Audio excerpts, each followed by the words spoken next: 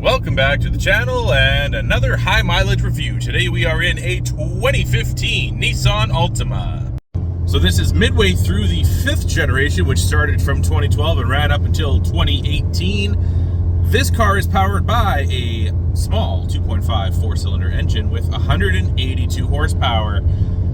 These cars, when they came out brand new, had very impressive gas mileage numbers. This car has averaged roughly 40 miles per gallon its whole life. Now this car has a whopping 160,000 miles on it, or roughly 250,000 kilometers, depending on which side of the border that you decided to live on. Now we can start right off the top with some things that don't really work on this car anymore. And it's actually a lot smaller of a list than you were probably expecting. So the selector does not work anymore, right here.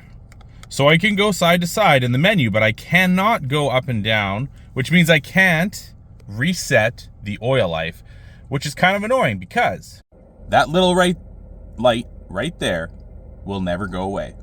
While we're at it, the tire pressure sensor also is on, and that has not been looked at. I'm sure it's just a sensor. I'm sure it's something simple, but something that doesn't work anymore. Kind of a strange one that I wasn't really expecting, and I've never really seen like this before, especially on a car that's only 9 years old, is the custom visor hold back. And you might ask, what does that mean?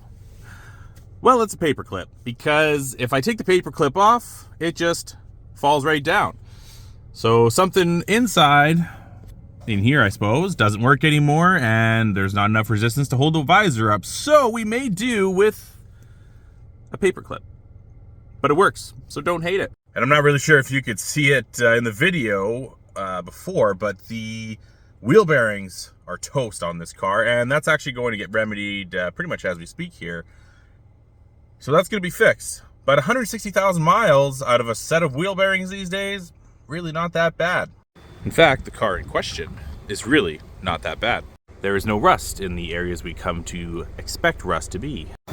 And that tried and true 182 horsepower four-cylinder engine is still whisper quiet. So during all those years and all those miles, this thing has really been deadly reliable.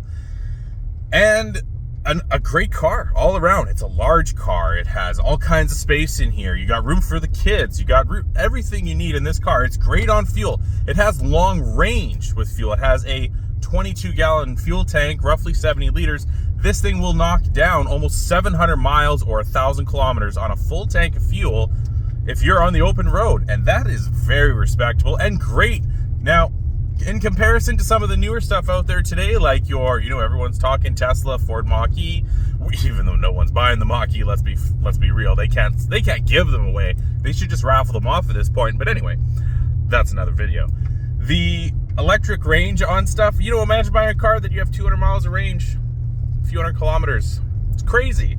And then you step into this and you almost forget you have to put fuel in it. That's how good on gas this car is. And then driving it, well, it gets up to speed like nothing. It runs great.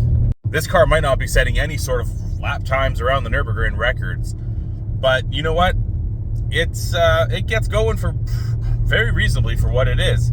And I don't think anyone's going to complain about the acceleration on this car when it was brand new, but especially even now with 160,000 miles, no problem getting going. I would say it's even reasonable in today's standards. And of course, there's a thing that everyone's afraid of with these cars, the CVT transmission. And it drives just fine. I do find that it hunts a little bit more than it did when it was brand new. And by hunting for that, I mean the RPM is going up and down, trying to find the sweet spot on the transmission. Where it never used to do that, I don't want to use the term smoother, it was just different. It is still very smooth operation in this. It drives fine. You don't even feel that it's, let's call it shifting. You don't feel anything happening with the transmission in this thing. It really feels excellent for the age and especially the mileage as far as I'm concerned. So in all these years with this vehicle, what has happened maintenance-wise? It has obviously gotten oil changes.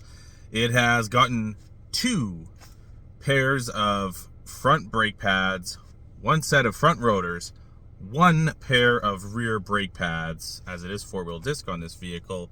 It is about to get both front wheel bearings because they are toast, and I'm assuming you could hear it in the video, but trust me, they're bad. It sounds pretty bad.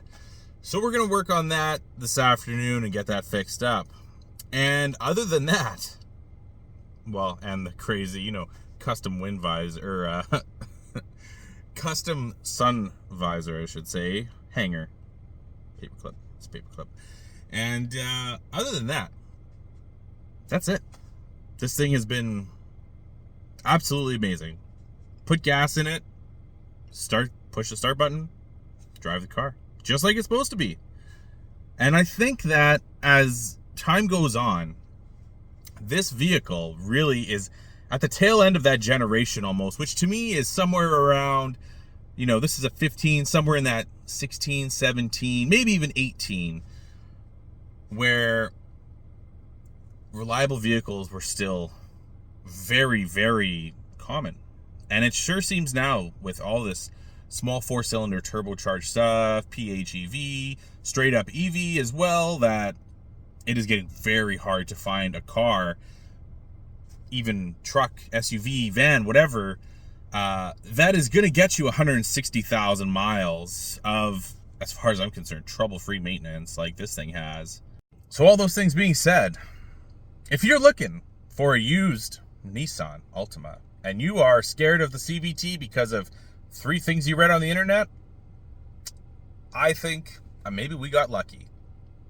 I would put those to the side, and I wouldn't be afraid to pull the trigger on one of these, because this thing has been everything and more than we could have ever expected it to be. And whenever this thing finally dies, which feels like it's a long time away, I'm pretty sure we're going to march right back into Nissan and buy another brand new Altima.